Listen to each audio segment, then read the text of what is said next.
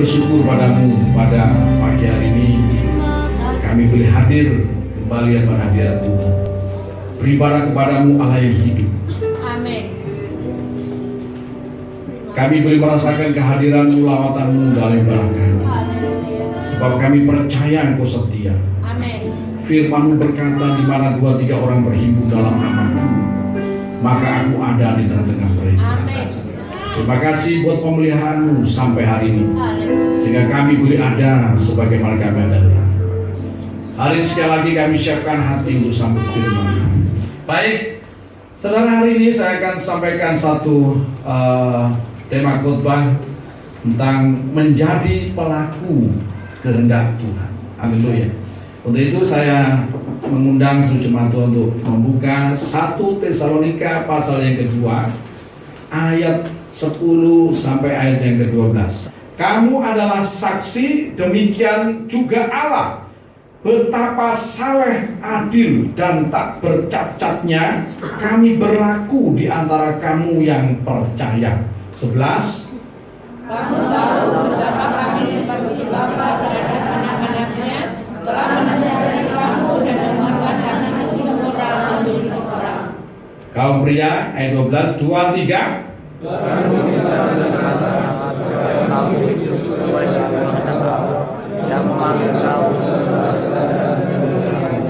Haleluya, amin. Silakan duduk kembali. Saudara, saya kasih dalam Tuhan, puji nama Tuhan, ya. Kita dalam Kristus memiliki banyak teladan yang baik, ya. Selain daripada Kristus teladan utama kita mempunyai, ya, rasul-rasul yang hebat, ya. Rasul Paulus itu juga teladan hidup kita sebagai orang Kristen, ya. Bagaimana dia hidup sepenuhnya untuk Tuhan. Bahkan dia berani menuliskan hal ini kepada jemaat yang ada di Tesalonika pada ayat yang ke-10. Kamu adalah saksi, demikian juga Allah, ya, betapa saleh, adil, dan tak bercacatnya kami, ya. Ini Rasul Paulus dengan tim. Ada juga di sana juga ada Timotius, ada juga, ya, beberapa hamba Tuhan yang menyertainya, ada Filemon, ya, dan sebagainya, ya. Betapa saleh, adil, dan tak bercacatnya kami berlaku di antara kamu yang percaya, ya. Menjadi teladan yang baik dan yang benar bagi setiap orang percaya, ya. Dan ayat 11, kamu tahu betapa kami seperti bapa terhadap anak-anaknya telah menasihati kamu dan menguatkan hatimu seorang demi seorang. Bahkan dia menempatkan diri sebagai bapa, bukan sekedar bapa rohani, tapi memang seperti bapa sendiri, ya, untuk seluruh umat Tuhan. Saudara, yang senantiasa mau ada untuk anak-anaknya. Seorang bapak yang baik itu selalu ada waktu untuk anak-anaknya dan memberikan nasihat, ya, kepada kita semuanya. Dan nasihatnya hari ini perlu kita dengar. Kita juga mempunyai rasul-rasul yang lain yang tidak kalah hebatnya. Kita punya Rasul Petrus yang luar biasa, Santo Petrus, ya toh. Kita punya Santo Yohanes, ya, Santo Filipus dan sebagainya. Orang-orang yang hebat yang juga mempunyai, ya, teladan yang sangat baik untuk kita semuanya. Dan pada zaman ini kita juga punya orang-orang yang hebat juga, ya toh. Ada hamba-hamba Tuhan yang menjadi teladan yang luar biasa buat kita sampai hari ini, yang setia, betapa saleh itu beribadah, takut akan Tuhan, ya toh, setia dalam pelayanan lain bahkan sampai mati, ya, menjadi teladan bagi kita semua. Nah, nasihat Rasul Paulus untuk kita semuanya hari ini pada ayat yang ke-12, dan meminta dengan sangat, tidak sekedar meminta, tetapi meminta dengan sangat, ya, supaya kamu hidup sesuai dengan kehendak Allah yang memanggil kamu ke dalam kerajaan dan kemuliaannya. Haleluya. Jadi para rasul ini yang diwakili oleh Rasul Paulus meminta kepada jemaat di Tesalonika dan hari ini meminta kepada jemaat di GB Bukit Sion dan kepada seluruh jemaat Tuhan yang hari ini mendengarkan khotbah saya dimanapun berada, supaya kita semuanya hidup sesuai dengan kehendak Allah, ya, yang telah memanggil kita masuk ke dalam kerajaannya dan ke dalam kemuliaannya. Saudara merasa bahwa saudara ini adalah warga kerajaan Allah dan hidup dalam kemuliaan Tuhan, ya. Kita semuanya yang ada dalam Kristus Yesus telah keluar dari gelap kepada terangnya yang ajaib, telah berpindah dari kerajaan maut ke dalam kerajaan hidup, sebagaimana yang sering kali saya juga sampaikan dalam Yohanes pasal yang kelima ayat 24 itu. Dan saya dan saudara di dalam Kristus Yesus sudah dilepaskan dari kuasa kegelapan dan sekarang kita masuk ke dalam kerajaan Kristus Yesus, ya. Dalam Kolose 1 ayat yang ke-13 itu, dan dalam kitab Efesus pasal yang kedua, sekarang kita adalah warga kerajaan Allah. Sekasihan Tuhan, ya. Nah, sebagai warga kerajaan Allah yang dimuliakan oleh Tuhan yang hidup dalam kemuliaan, seharusnya kita ini mengerti apa yang menjadi kehendak Tuhan untuk kita lakukan. So, kasih dalam Tuhan, ya. Nah, jangan sampai kita sebagai orang Kristen, ya, kita tidak mengenal kehendak Tuhan, ya, sehingga pada waktu kita kembali kepada Tuhan, kita ini berasumsi, berpikir bahwa seolah-olah selama ini kita sudah melakukan kehendak Tuhan, ya. Tapi kita pada waktu menghadap Tuhan terkejut. Saya tidak mau ini terjadi pada jemaat di GB Bukit Sion, ya. Dalam Matius pasal yang ke-7, ya. Matius pasal yang ke-7, saya akan bacakan untuk Bapak Ibu dan Saudara, ya. Pada ayat yang ke-21 sampai ayat yang ke-23, ya.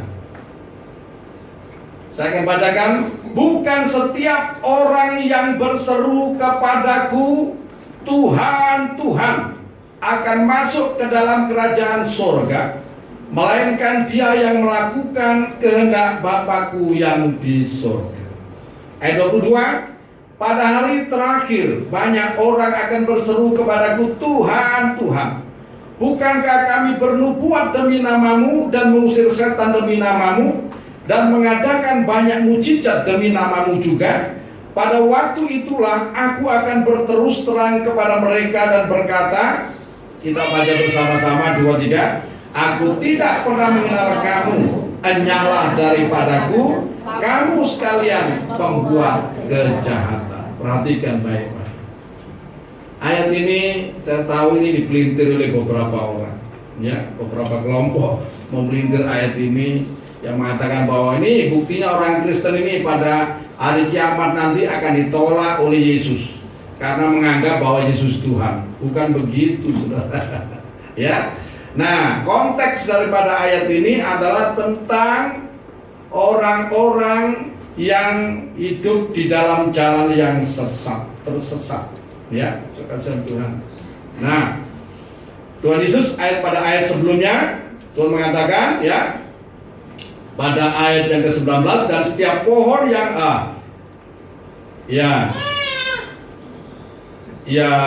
pada ayat sebelumnya, ya, ayat 16, maksud ayat 16, dari buahnya lah kamu akan mengenal mereka. Dapatkah seorang memetik buah anggur dari semak duri atau buah ara dari rumput duri? Ini berbicara mengenai kelompok yang sesat daripada pemahaman terhadap firman Tuhan, ya, tidak mengenal kehendak Allah yang memaksakan kehendak mereka seolah-olah mereka melakukan kehendaknya. Tidak sedikit ini di dalamnya termasuk orang-orang Kristen, ya, tidak mengenal Allah, ya, tidak mengenal kehendak Allah dan memaksakan kehendaknya untuk diterapkan, sehingga apa?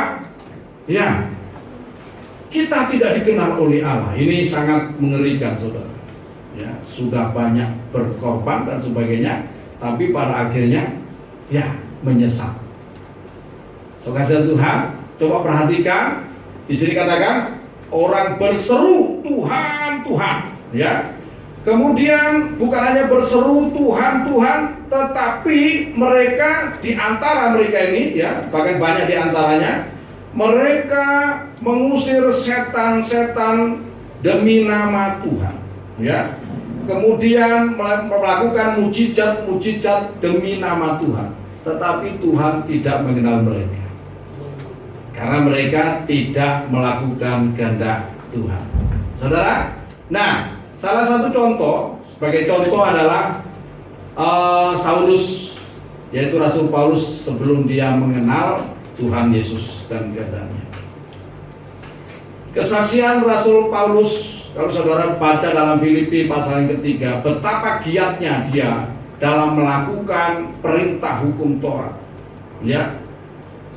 Dia berjuang luar biasa untuk menegakkan perintah hukum Taurat.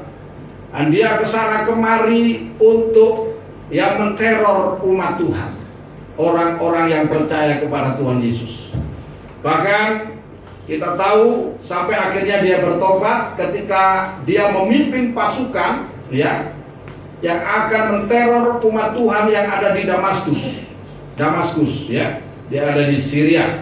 Ketika dia dalam perjalanan di jalan yang lurus itu, ya, nah kemudian dia bertemu dengan Tuhan, atau tepatnya Tuhan menampakkan diri kepadanya yang membuat dia buta selama 3 hari. Dan dalam keadaan buta itu dia diangkat rohnya oleh Tuhan. Saudara, 3 hari itu dia sempat diangkat rohnya oleh Tuhan ke langit 3 dan dia di situ diperlihatkan, diperdengarkan segala sesuatu yang belum pernah dia lihat dan belum pernah dia dengar, ya. Nah, karena penglihatan itulah maka dia memiliki satu iman yang begitu kuat, saudara. Sehingga dalam Filipi pasal 1 ayat yang ke-20, ya, 21 di sana Rasul, ya, Rasul Paulus memiliki satu moto hidup yang luar biasa. Karena bagiku hidup adalah Kristus dan mati adalah keuntungan. Setelah dia mengenal kehendak Allah. Tapi sebelum dia mengenal kehendak Allah, betapa dia juga luar biasa, ya. Ya, dengan pengertian sendiri dia menganiaya jemaat Tuhan. Dia pikir itu melakukan kehendak Allah. Nah, bagaimana kita dapat mengenal kehendak Allah, saudara? Nah, ini yang penting, ya. Sebelum kita menjadi pelaku-pelaku kehendak Allah, kita harus lebih dahulu mengenal kehendak Allah. Orang tidak akan dapat mengenal kehendak Allah kalau tidak mengalami pembaharuan pada akal budi. Nah, seseorang yang sudah menerima pembaharuan pada akal budinya, dia akan dapat mengerti kehendak Allah. Kita lihat dalam Roma pasal yang ke-12 ayat yang kedua, saya akan bacakan untuk jemaat Tuhan. Janganlah kamu menjadi serupa dengan dunia ini, tetapi berubahlah oleh pembaharuan budimu, sehingga kamu dapat membedakan manakah kehendak Allah, apa yang baik dan yang berkenan kepada Allah dan yang sempurna. Saudara, untuk kita dapat mengenal, mengerti, memahami kehendak Allah, seseorang harus mengalami pembaruan akal budinya. Pembaruan akal budi kita tidak bisa kita kerjakan sendiri. Ini adalah pekerjaan daripada Tuhan, pekerjaan Roh Tuhan yang mengerjakan pembaruan untuk jiwa kita, untuk roh kita. Kasihan Tuhan, ya, sehingga kita memiliki hati yang baru dan pikiran yang baru, sebagaimana, ya, yang disampaikan oleh Tuhan melalui Nabi Yeskiel pasal 36, ya. Ya, Nabi Yeskiel pasal 36 ayat 26 sampai 27. Ya, saya akan bacakan untuk Bapak dan Saudara. Ini yang berkenan kepada Tuhan. Yeskiel pasal 36 ayat 26 sampai ayat yang ke-27. Haleluya. Demikian bunyi firman Tuhan. Kamu akan kuberikan hati yang baru dan roh yang baru di dalam batinmu, dan aku akan menjauhkan dari tubuhmu hati yang keras Dan kuberikan kepadamu hati yang taat. Rohku akan kuberikan diam di dalam batinmu, dan aku akan membuat kamu hidup menurut segala ketetapanku, dan tetap berpegang pada peraturan-peraturanku dan melakukannya. Saudara, ya, hanya Tuhan yang sanggup untuk mengubahkan, ya, roh dan jiwa kita menjadi baru, hati dan pikiran kita menjadi baru. Bagaimana prosesnya, saudara? Ya. Nah, hal ini dijelaskan oleh Rasul Paulus dalam 2 Korintus pasal yang ketiga, ya. 2 Korintus pasal yang ketiga, Rasul Paulus menuliskan kepada kita semuanya, ya. Pada ayat 14 sampai ayat yang ke-16 saya akan bacakan. Tetapi pikiran mereka telah menjadi tumpul, sebab sampai hari ini selubung itu masih tetap menyelubungi mereka. Jika mereka membaca perjanjian lama itu tanpa disingkapkan, karena hanya Kristus saja yang dapat menyingkapkannya. Bahkan sampai pada hari ini setiap kali mereka membaca kitab Musa, ada selubung yang menutupi hati mereka. Tetapi apabila hati seorang berbalik pada Tuhan, maka selubung itu diambil daripadanya. Perhatikan, ya. Orang biarpun gelarnya profesor, doktor, dan sebagainya, ya, kalau hatinya masih ada selubung yang menutupinya, tidak akan dapat memahami kehendak Allah, tidak akan dapat mengerti apa maksud Tuhan. Membaca kitab suci kayak membaca komik saja. Apalagi kalau membaca mengenai nubuat-nubuat. Membaca kitab Wahyu kayak membaca komik saja. Ya. Kok ada naga, ada apa dan sebagainya. Karena tidak mengerti. Ya. Nah, tetapi kalau hati seseorang berbalik dan memberi dirinya untuk dibaptis sesuai dengan perintah Tuhan, maka selubung itu diangkat dan orang dapat mengerti apa maksud daripada firman Tuhan.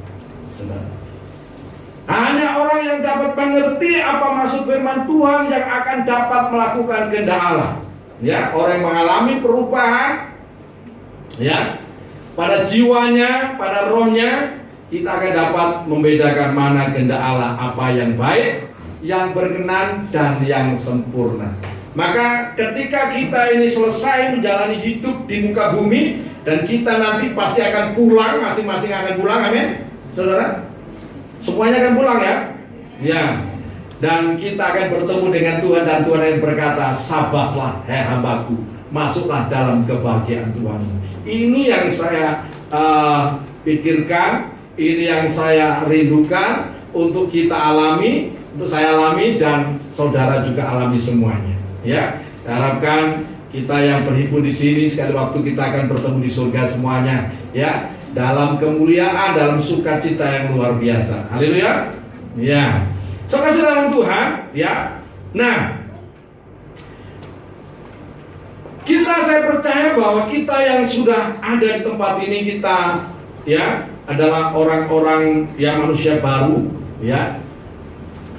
Manusia baru yang mengerti kehendak Allah. Sebab firman Tuhan dalam 2 Korintus pasal 5 ayat 17, sebab siapa yang ada dalam Kristus, ia adalah ciptaan baru. Yang lama sudah berlalu, sesungguhnya yang baru sudah datang.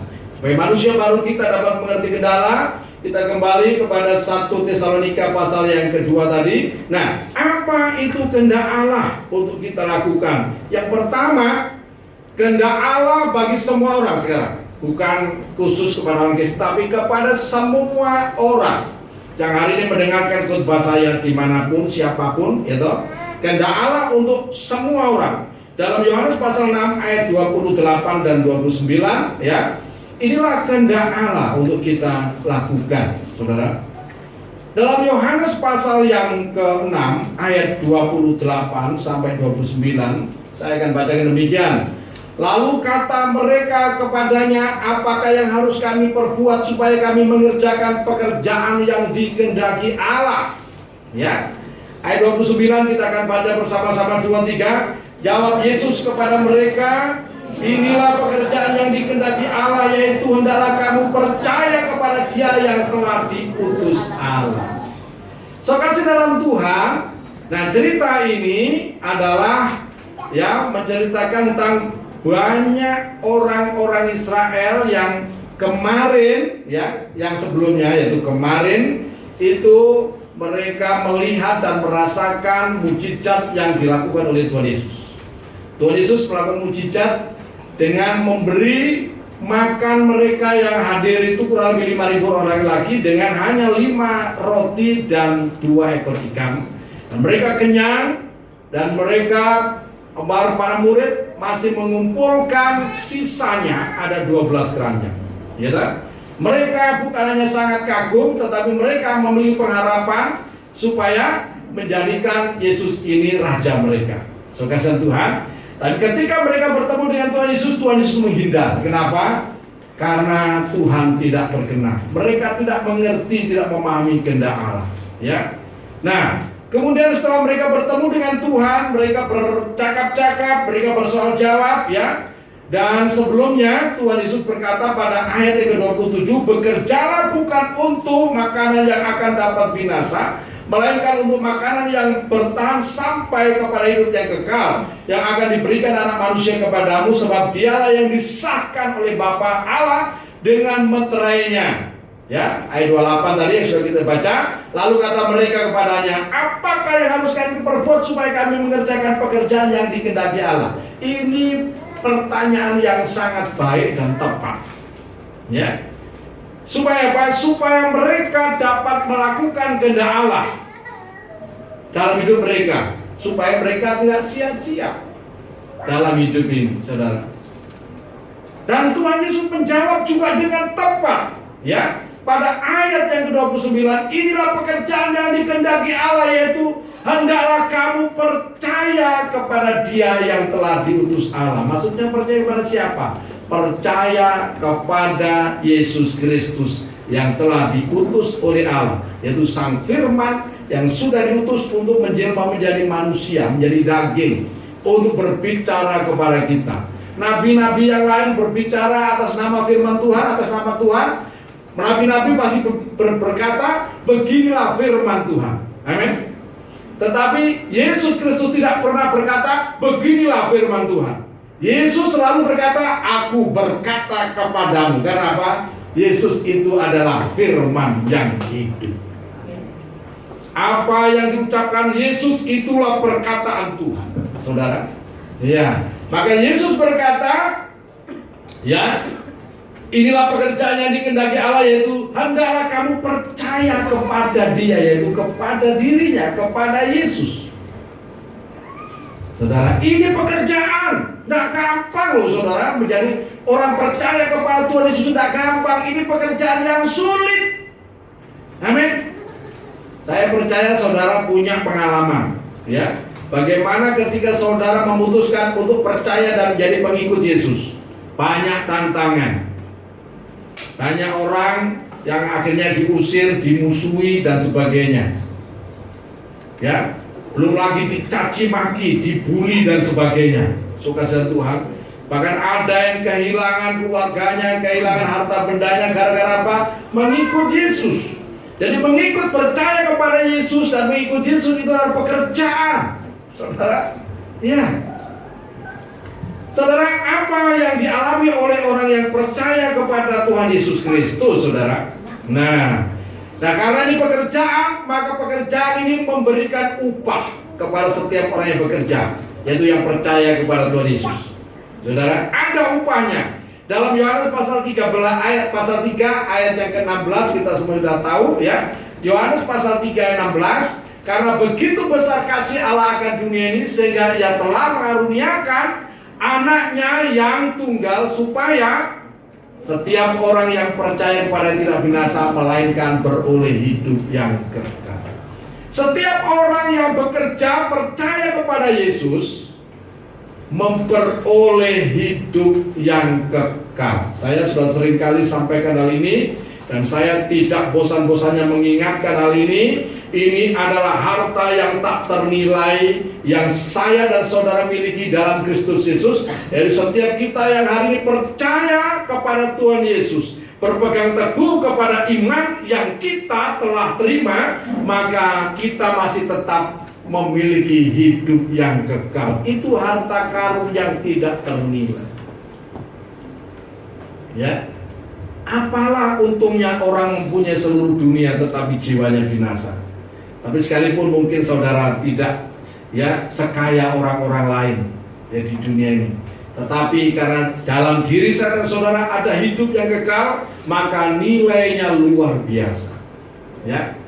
Setiap orang yang ada di dalam Kristus Yesus, yang percaya kepada Tuhan Yesus Kristus, tidak turut dihukum, sebab ia sudah pindah dari dalam maut ke dalam hidup yang kekal.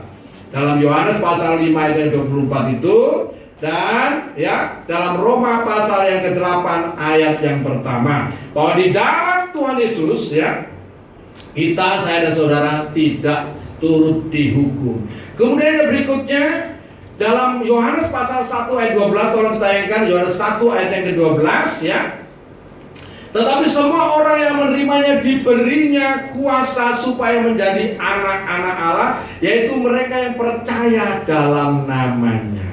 Saudara, nah, setiap orang yang percaya kepada Tuhan Yesus diberinya kuasa untuk menjadi anak-anak Tuhan. Hanya orang Kristen, hanya di dalam Alkitab yang memberikan jaminan kepada setiap orang yang percaya kepada Tuhan Yesus untuk menjadi anak-anak Tuhan. Dan sebagai anak, bukan satu masalah kita menyebut Tuhan itu ya Aba, ya Bapa. Karena apa? Roh Kudus diberikannya kepada kita. Roh itulah yang bersaksi bersama dengan roh kita, sehingga kita adalah anak-anak Allah, dan kita tidak ada kejanggalan menyebut Tuhan itu ya Aba, ya Bapa. Bahkan kita diajar oleh Tuhan Yesus berdoa, Bapa kami yang di surga, dikuduskanlah namamu, datanglah kerajaanmu, dan sebagainya. Saudara, karena apa? Memang saya dan saudara adalah anak-anak Tuhan. Kemudian sekasihan Tuhan, setiap orang yang percaya kepada Tuhan Yesus, namanya tertulis di dalam buku kehidupan anak domba. Ini hak yang luar biasa yang kita terima, anugerah yang luar biasa yang kita terima di dalam Tuhan Yesus Kristus. Dalam Injil Lukas pasal 10 ayat 20, Tuhan Yesus berkata kepada para murid demikian, namun demikian janganlah bersukacita karena roh-roh itu takut kepadamu, tetapi bersukacitalah karena namamu ada terdaftar di surga. Semua orang bermimpi masuk surga. Amin. Bahkan penjahat pun yang paling jahat bermimpi juga masuk surga. Kalau mati, kalau mau dihukum mati ditanya, kira-kira kamu mau masuk neraka atau masuk surga? Pasti kepingin masuk surga. Amin. Tidak ada orang punya cita-cita masuk neraka. Mungkin ada saja kadang-kadang guyonan tuh anak-anak muda, katanya kalau mati aku mau masuk neraka biar ketemu bintang film. Belum tentu bintang film masuk neraka. Amin.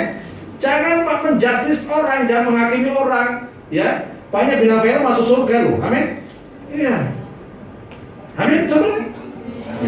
Saudara tidak perlu amin juga karena tidak tahu juga saudara. Tapi nanti akan tahu saudara Tapi banyak bintang film yang masuk surga karena apa? Karena percaya kepada Tuhan Yesus. Nama mereka ada tertulis di dalam buku kehidupan.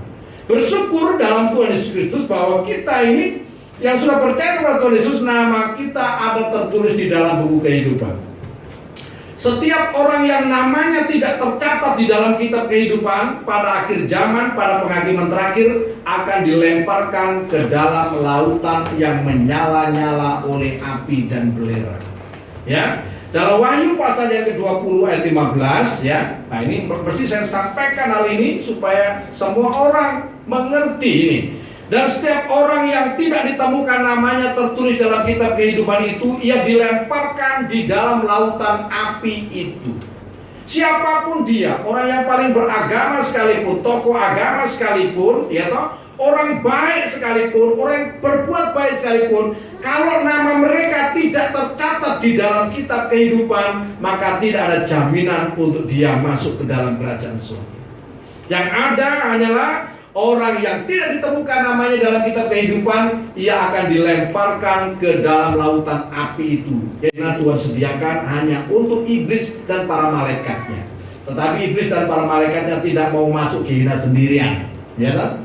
Ya, mereka berupaya untuk bagaimana menyesatkan seluruh manusia, ya kan? Untuk dibawa masuk menikmati penghukuman yang kekal, saudara. Nah, saudara Tuhan, kemudian kehendak Allah yang berikutnya, apakah kehendak Allah yang berikutnya? Ayat yang berikutnya, saudara, saya akan bacakan demikian. Karena itulah kehendak Allah pengudusanmu, yaitu supaya kamu menjauhi percabulan, supaya kamu masing-masing mengambil seorang perempuan menjadi istrimu sendiri dan hidup di dalam pengudusan dan penghormatan, bukan di dalam keinginan hawa nafsu seperti yang dibuat oleh orang-orang yang tidak mengenal Allah. Ya, saudara perhatikan baik-baik. Rasul Paulus mengingatkan supaya kita ini hidup di dalam kekudusan, dalam pengudusan. Bukankah di dalam Tuhan Yesus Kristus saya dan saudara telah mendapatkan status yang baru, ya. Dalam 1 Petrus pasal yang kedua ayat 9, ya. 1 Petrus pasal 2 ayat 9 itu status saya dan saudara di dalam Kristus Yesus. Tetapi kamulah bangsa yang kudus. Saya minta tunjuk kiri kanan saudara. Tetapi kamulah orang kudus milik Tuhan. Ya, haleluya. Tetapi kamulah bangsa yang kudus, ya. Ya, bangsa terpilih, maaf ya. Tetapi kamulah bangsa terpilih, imamat yang rajani, bangsa yang kudus, umat kepunyaan Allah sendiri.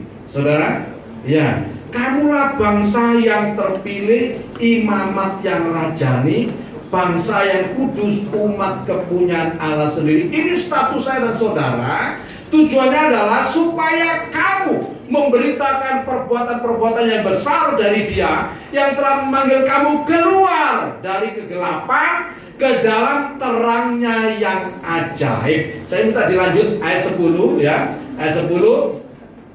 Kamu yang dahulu bukan umat Allah tetapi yang sekarang telah menjadi umatnya, yang dahulu tidak dikasihi tetapi yang sekarang telah beroleh belas kasihan. Saudara, perhatikan baik-baik. Pengudusan hidup itulah yang dikehendaki Tuhan. Hendaklah kamu kudus dalam seluruh kehidupanmu, sebab Allah yang memanggil engkau itu adalah kudus. Kudus dalam perkataan kita. Pertama dalam hati kita. Berbahagialah orang yang suci hatinya, karena dia akan melihat Allah.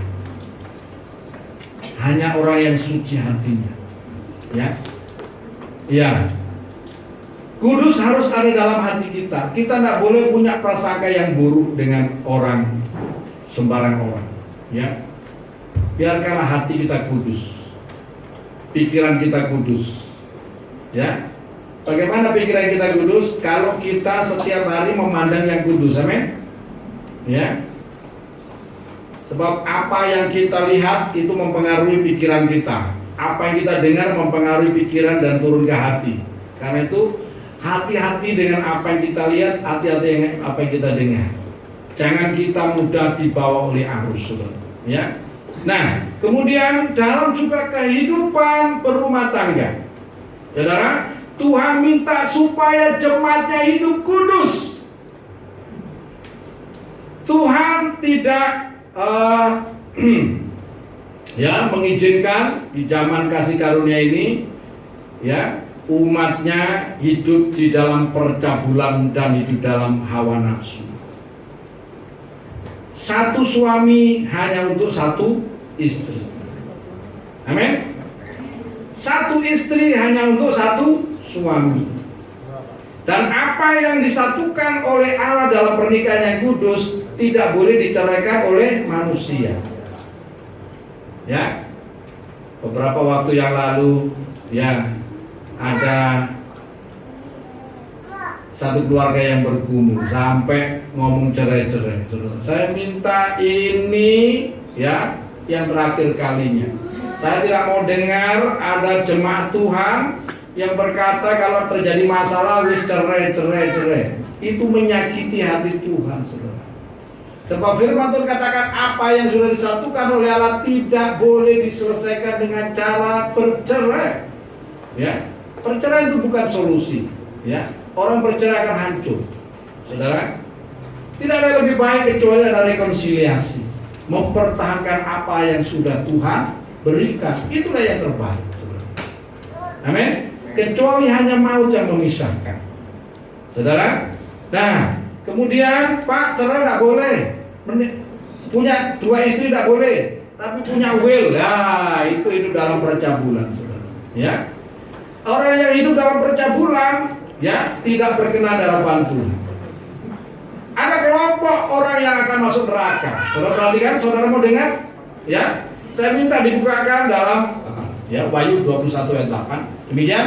Tetapi orang-orang penakut, orang-orang yang tidak percaya, orang-orang keji, orang-orang pembunuh, orang-orang sundal, ya, tukang-tukang sihir, penyembah-penyembah berhala dan semua pendusta, mereka akan mendapat bagian mereka di dalam lautan api, lautan yang menyala-nyala oleh api dan belerang. Itulah kematian yang kedua.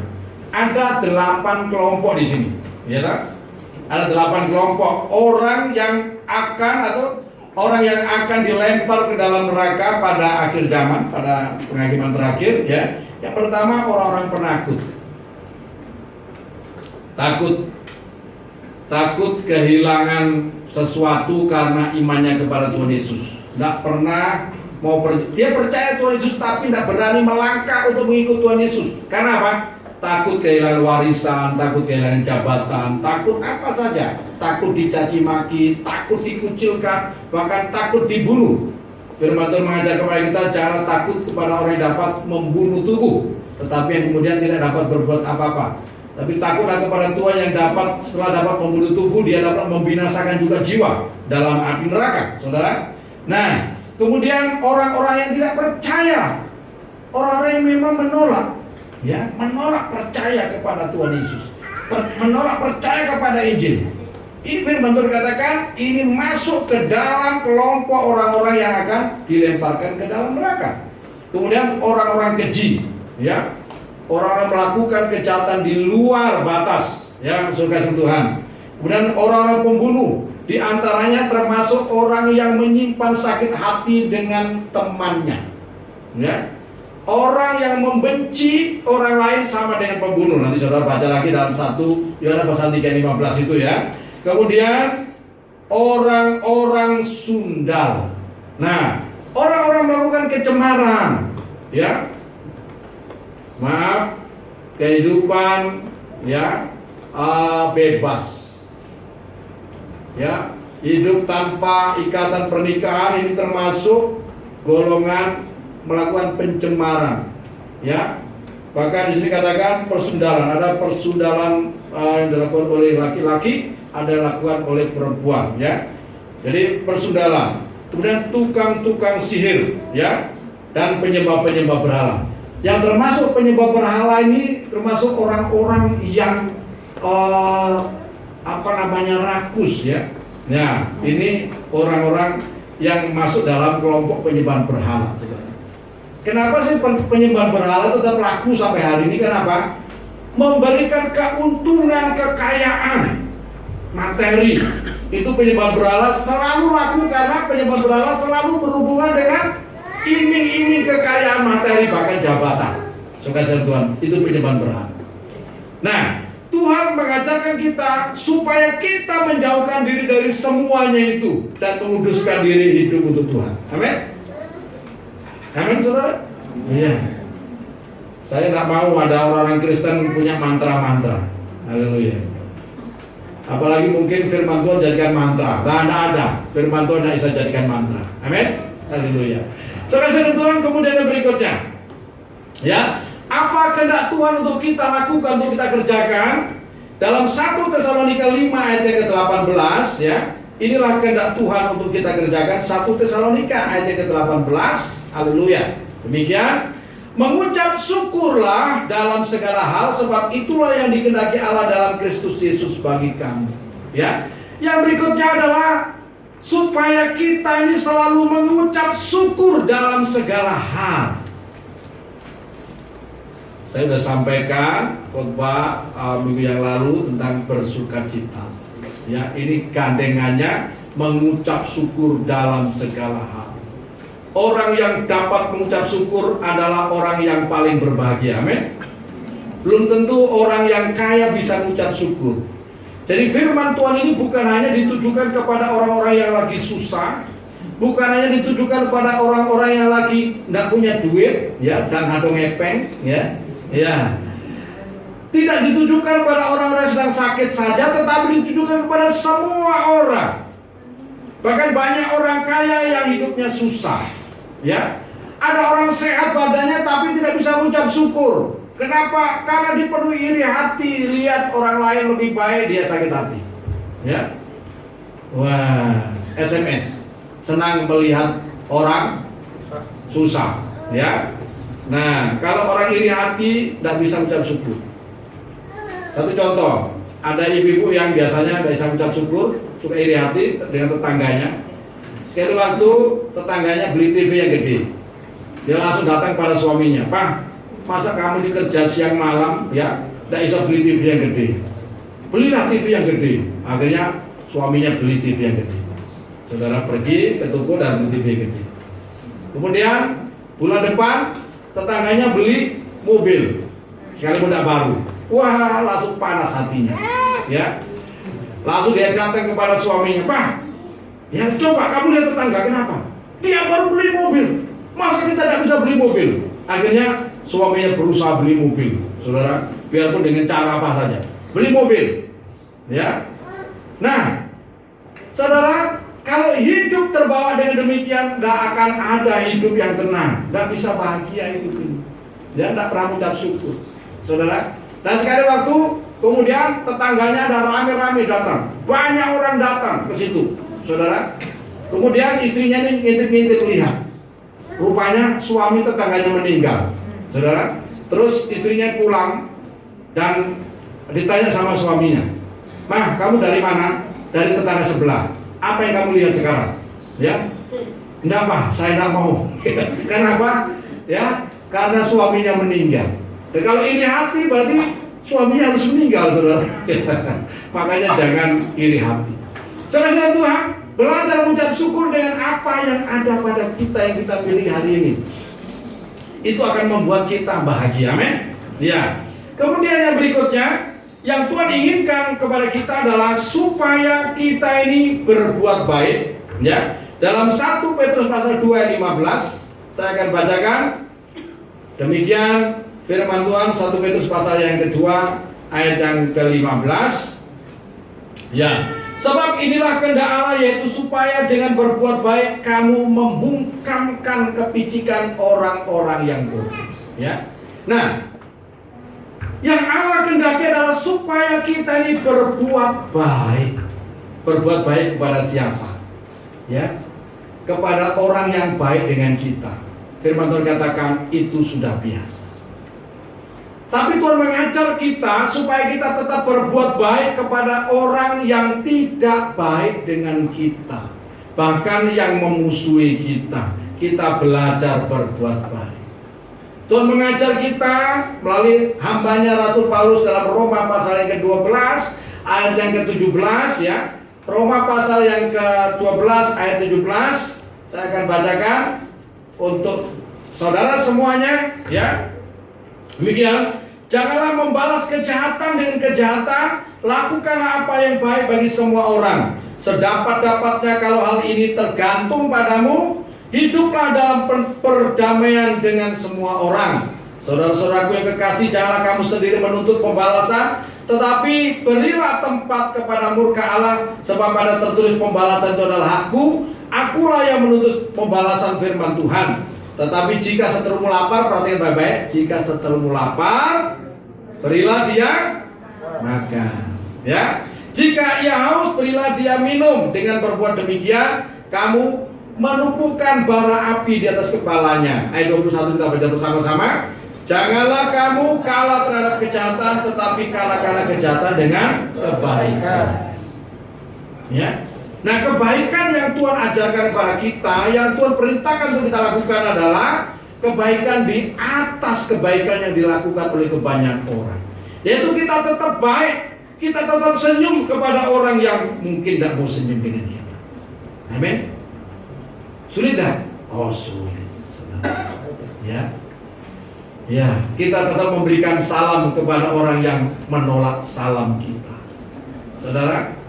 Nah, kita tetap memberikan salam. Kita bahkan tetap memberikan perhatian kepada orang yang menolak perhatian kita, saudara. Kita tetap memberikan perhatian. Bahkan terhadap orang yang membenci kita, melakukan kejahatan, bahkan bukan sekedar membenci, tapi melakukan kejahatan pada kita, kita tetap membalas dengan yang baik, saudara. Nah, itu yang Tuhan ajarkan kepada kita, saudara. Ya. Nah, yang kelima, ya saudara, yang terakhir, ya. Sebenarnya banyak yang harus kita lakukan. Tapi kalau saya khotbahkan semua tidak selesai satu hari, saudara, ya. Nah, dalam 2 Timotius pasal 1 ayat yang pertama, ya, 2 Timotius 1 ayat yang pertama, saya akan bacakan untuk saudara demikian. Dari Paulus Rasul Kristus Yesus oleh kehendak Allah untuk memberitakan janji tentang hidup dalam Kristus Yesus. Ya. Nah, perhatikan saudara kasih Tuhan, ya. Yang kelima yaitu kita melakukan apa yang menjadi tugas dan tanggung jawab yang sudah Tuhan berikan kepada kita dalam hidup ini. Rasul Paulus dipanggil oleh Tuhan untuk menjadi pemberita kabar baik, untuk menjadi rasul, utusan daripada Kristus, memberitakan Injil kepada bangsa-bangsa, dan dia kerjakan dengan sepenuh hati, tidak tanggung-tanggung. Tetapi tidaklah semua orang memiliki panggilan yang sama dengan Rasul Paulus. Ya kan? Masing-masing kita mempunyai panggilannya sendiri-sendiri, saudara. Ya, jangan merasa bahwa panggilan sebagai pendeta itu lebih hebat. Nah, saudara, Tuhan memberikan ya kepada setiap orang ya talentanya dan juga ya kemampuan masing-masing. Sama seperti di Alkitab ini. Tidak semuanya yang penulis Alkitab ini adalah saudara yang berlatar belakang imam atau nabi saja. Di dalamnya ada raja-raja. Saudara mengenal Daniel, sekalipun dia seorang nabi, tetapi Daniel adalah seorang perdana menteri. Ya, sekasih Tuhan, ya. Ada banyak orang-orang yang dipanggil sesuai dengan panggilannya. Kalau saudara dipanggil sebagai pengusaha, ya, lakukanlah tugas saudara sebagai pengusaha dengan benar. Ya. Kalau saudara dipanggil sebagai ya seorang direktur, lakukanlah tugas saudara sebagai direktur dengan benar. Kalau saudara dipanggil sebagai guru, lakukanlah itu tugas saudara dengan benar. Ya, jangan tanggung-tanggung. Kalau saudara dipanggil sebagai apa? Sebagai karyawan, lakukanlah tugas itu dengan benar. Saudara kasih Tuhan. Ya. Kalau toh saudara sebagai karyawan harus menderita, ya, atau sebagai apapun juga harus menderita, jangan saudara berpikir saudara lari dari keadaan itu. Orang yang melarikan diri dari keadaannya, ya, dianggap tidak lulus, saudara. Tuhan tidak akan memberikan kepercayaan hal yang baru. Tuhan akan menghadapkan dengan keadaan yang sama sampai dia berhasil. Saudara, belajar dari kisah Yusuf. Yusuf ketika dia dijual ke Potifar, dia setia, dia tidak lari dengan statusnya. Statusnya Yusuf di rumah Potifar hanyalah seorang budak belian. Dia bekerja kepada tuannya dan tidak dibayar. Tetapi karena kesetiaannya dan kecakapannya, Potifar memberikan kedudukan sebagai kepala daripada budak. Saudara. Ya, sampai istri Potifar kepincut. Amin. Ya. Tetapi kemudian ya, dia difitnah dan dia masuk ke dalam penjara. Dia tidak memberontak, saudara. Dia tidak demonstrasi, tidak bunuh diri, saudara, ketika dimasukkan ke penjara, tidak stres. Dia percaya kepada Tuhan. Di penjara dia tetap berkelakuan baik. Luar biasa loh saudara. Ya, biasanya orang kalau sudah stres, terus bisa tambah jahat. Tapi di penjara justru dia menjadi seorang yang kelihatan baik. Emas itu biarpun ditaruh di mana saja tetap emas, amin. Iya, masih emas. Ya, ditaruh di mana saja tetap masih emas. Haleluya. Ya, haleluya, saudara kasih Tuhan. Nah, Yusuf ini ditaruh di penjara tetap dia baik. Ya, setia, dapat dipercaya, bertanggung jawab, cakap mengerjakan segalanya, bahkan diangkatlah di situ sebagai mungkin ketua, kelompoknya di situ,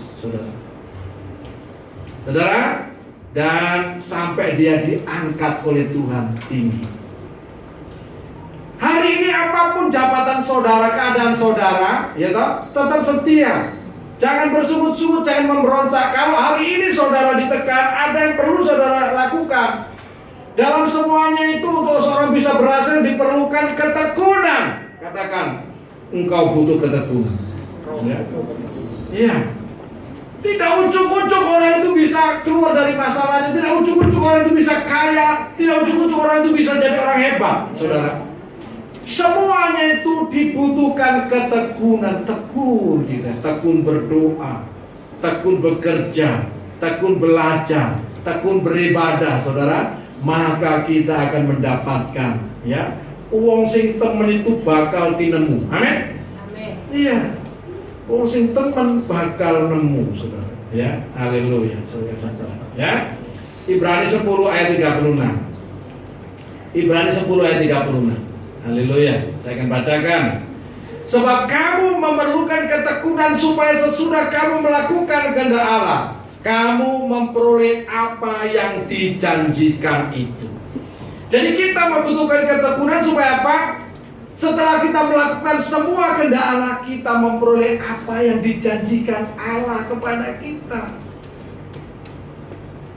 Janji Allah kepada orang yang melakukan kehendak Allah selama kita masih hidup di bumi ini, saudara, maka Tuhan akan mempermuliakan kita semua, mengangkatnya sesuai dengan rencana Tuhan. Sebab tidak ada rencana Tuhan yang gagal, kecuali kita melarikan diri dari rencana Tuhan. Maka tidak akan kita menerima apa yang telah dirancangkan oleh Tuhan dalam hidup kita. Ya, sekasih Tuhan, ya. Sebagai ayat penutup 1 Yohanes 2 ayat yang ke-17. 1 Yohanes pasal 2 ayat yang ke-17. Saya akan bacakan untuk Bapak dan Saudara, ya. Atau mulai 15, saya baca mulai 15. Janganlah kamu mengasihi dunia dan apa yang ada di dalamnya. Jikalau orang mengasihi dunia, maka kasih akan Bapa tidak ada dalam orang itu. Sebab semua yang ada di dalam dunia, yaitu keinginan daging dan keinginan mata serta keangkuhan hidup, bukanlah berasal dari Bapa, melainkan dari dunia. Dan dunia ini sedang lenyap dengan keinginannya, tetapi orang yang melakukan kehendak Allah tetap hidup selama-lamanya. Orang yang melakukan kehendak Allah tetap hidup selama-lamanya, tetap dipelihara oleh Tuhan. Ya, tidak akan kehilangan apa-apa kalau saudara tekun dalam hidup ini menjadi pelaku kehendak Allah. Justru perjalanan saudara akan dituntun oleh Tuhan semakin naik dan bukan turun. Bahkan saudara akan memiliki hidup yang kekal bersama dengan Tuhan. Tuhan Yesus memberkati saudara yang sudah mendengar firman Tuhan pada pagi hari ini, menyimpan dalam hati dan melakukan kehendak Allah dalam hidup ini. Nama Tuhan dipermuliakan.